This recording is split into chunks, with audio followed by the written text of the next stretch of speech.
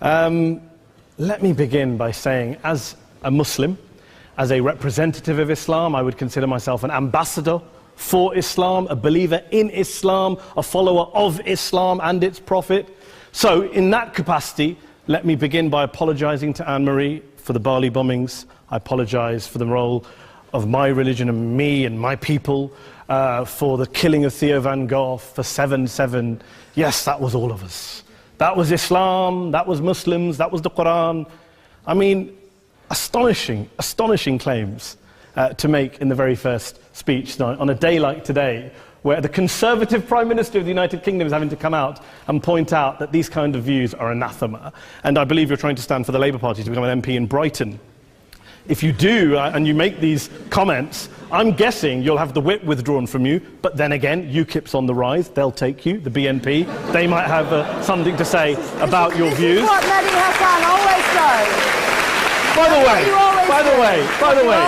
the way, just on a factual point, since we heard a lot about the second speaker, about how backward we Muslims all are, on a factual point, you said that Islam was born in Saudi Arabia. Islam was born in 610 AD. Saudi Arabia was born in 1932 AD. So you were only 1,322 years off. Not bad? Not bad start there. Talking of maths, by the way, a man named Al-Khwarizmi was one of the greatest mathematicians of all time, a Muslim, worked in the golden age of Islam.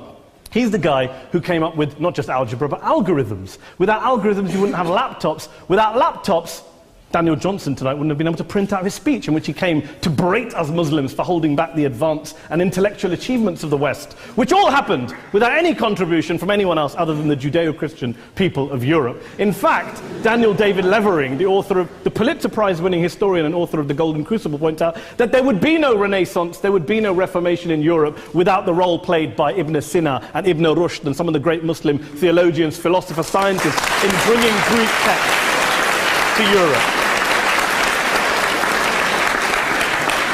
As for this being our university, I will leave that to the imagination as to who is our and who is there. I studied here too.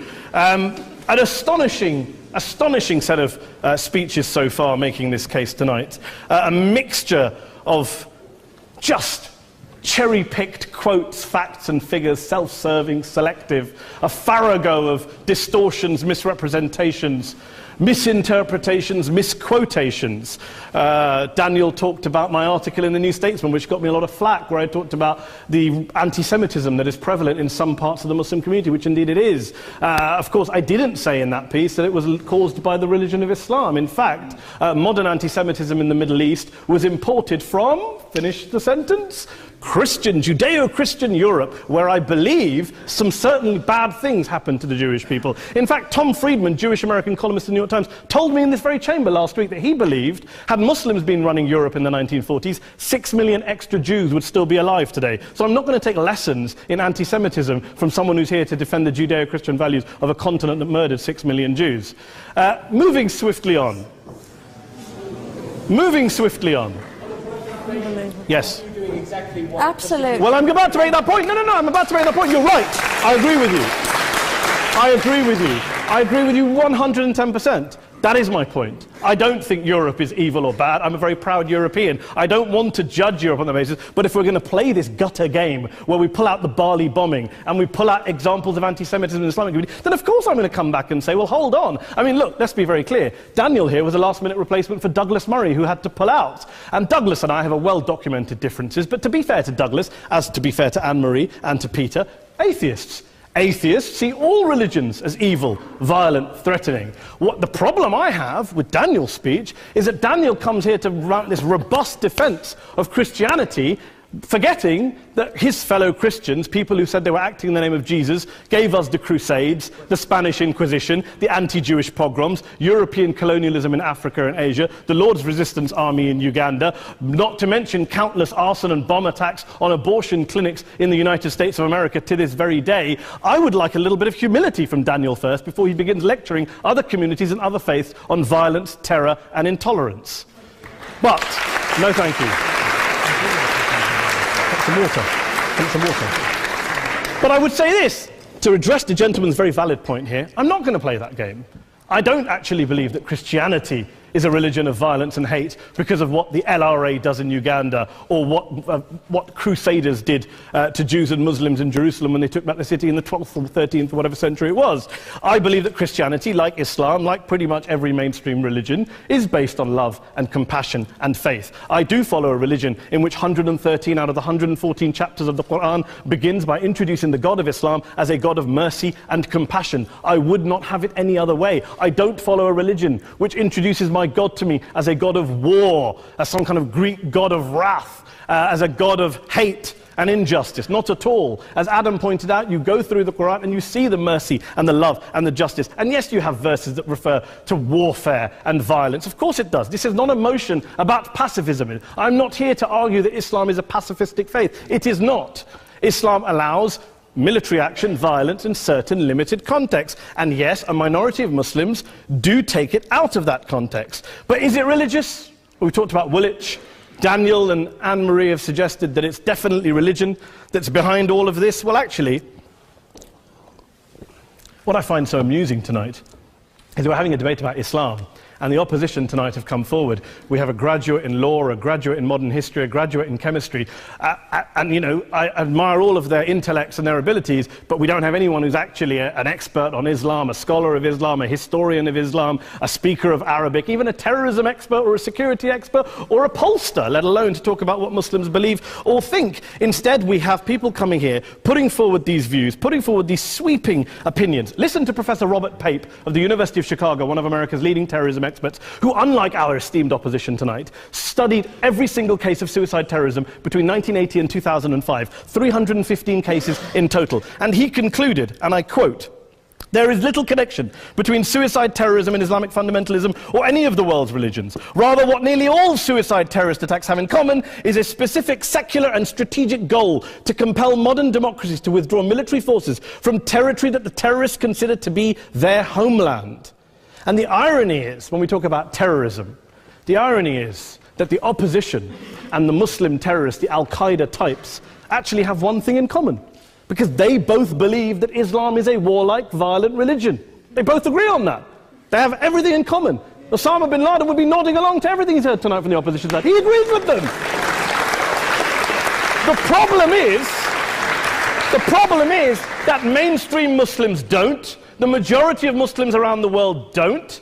In fact, a gentleman here started quoting all sorts of polls. Gallup carried out the biggest poll of Muslims around the world, of 50,000 Muslims in 35 countries. 93% of Muslims rejected 9/11 and suicide attacks. And of the 7% who didn't, they all, when polled and focus grouped, cited political reasons for their support for violence, not religious reasons. And as for Islamic scholars and what they say, well, Daniel talks about our University of Oxford. We'll go down to Oxford Centre for Islamic Studies, get hold of a man named Sheikh Afifi al-Akiti, who is a massively well-credentialed and well-respected Islamic scholar, who has studied across the world, who in the days after 7/7 published a fatwa denouncing terrorism in the name of Islam, calling for the protection of all non-combatants at all times, and describing suicide bombings as an innovation with no basis in Islamic law. Go and listen to Sheikh Tahir al-Qadri, one of Pakistan's most famous Islamic scholars, who published a 600-page fatwa condemning the killing of all innocents and all suicide bombings unconditionally without any ifs or buts.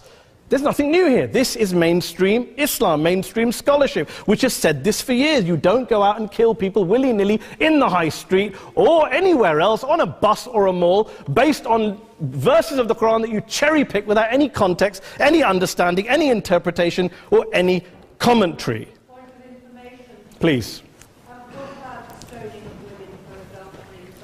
Well, it doesn't happen apparently. I didn't say it doesn't happen at all. I never said it didn't happen. I don't blame Islam. Yes, it's a very good point. And a lot of us are campaigning against that. And we're campaigning against it in the name of Islam. We're campaigning against it in the name of various interpretations of Islam. Anne-Marie comes and scares us with her talk of Sharia law. I would like to see the book of Sharia law. It doesn't exist. People argue over what Sharia law is. And you empower the extremists by saying there is only one version. You empower them all. I don't believe you took any interruptions, Anne-Marie, so I think you should stay there for a moment. Several countries. Here's what we're dealing with. Here's what we're dealing with. We are dealing, I took your point. Here we are dealing with a 1400-year-old global religion followed by 1.6 billion people in every corner of the world, a quarter of humanity, of all backgrounds, cultures, ethnicities. And yet the opposition tonight wants to generalize, stereotype, smear in order to desperately win this debate. And here's my question, if we're going to generalize and smear. If, okay, people say yesterday's bombers, and we've got to be careful, there's a trial going on, were yesterday's attackers, motivated by Islam? Big debate. I don't believe they were. Let's say they were. Let's say Faisal Shahzad, the Times Square bomber, was motivated by Islam. Let's assume, for sake of argument, that Richard Reeves, the shoe bomber, was motivated by Islam. If Islam is responsible for these killings, if Islam is what is motivating these people, and Islam is therefore not a religion of peace, a religion of war, then ask yourself this question: why aren't the rest of us doing it? Why is it such a tiny minority of Muslims are interpreting their religion in the way that the opposition claim they are? Let's assume there are 16,000 suicide bombers in the world. There aren't. Let's assume there are for the sake of argument.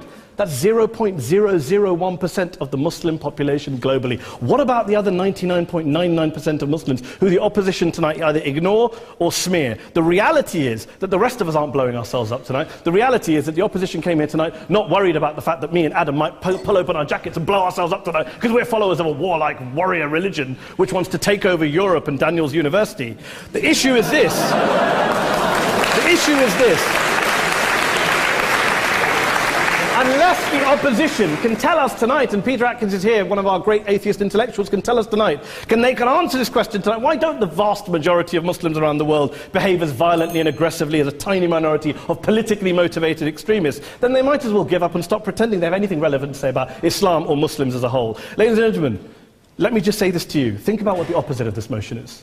If you vote no tonight, think about what you're saying the opposite of this motion is. That Islam isn't a religion of peace, it's a religion of war, of violence, of terror, of aggression. That the people who follow Islam, me, my wife, my retired parents, my 6-year-old child, that 1.8 million of your fellow British residents and citizens, that 1.6 billion people across the world, your fellow human beings, are all followers, promoters, believers in a religion of violence. Do you really think that? Do you really believe that to be the case? They say that in the Oxford Union, the most famous debate was in 1933, when Adolf Hitler looked out for the result of the King and Country motion, where they voted against fighting for King and Country, and Hitler was listening out for the result. Well, tonight, 80 years on, there are two groups of people around the world who I would argue are waiting for the result of tonight's vote. There are the millions of peaceful, non-violent, law-abiding Muslims both in the UK, Europe, Asia, Africa and beyond, who see Islam as the source of their identity, as a source of spiritual fulfillment, of hope, of solace.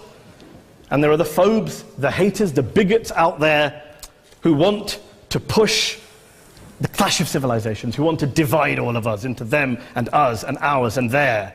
Ladies and gentlemen, I urge you all not to fuel the arguments of the phobes and bigots. Don't legitimize their divisions. Don't legitimize their hate. Trust those Muslims who you know, who you've met, who you hear, who don't believe in violence, who do want you to hear the peaceful message of the Quran as they believe it to be taught to the majority of Muslims, the Islam of peace and compassion and mercy, the Islam of the Quran, not of Al-Qaeda. Ladies and gentlemen, I beg to propose this motion to the House. I urge you to vote yes tonight. Thank you very much for your time.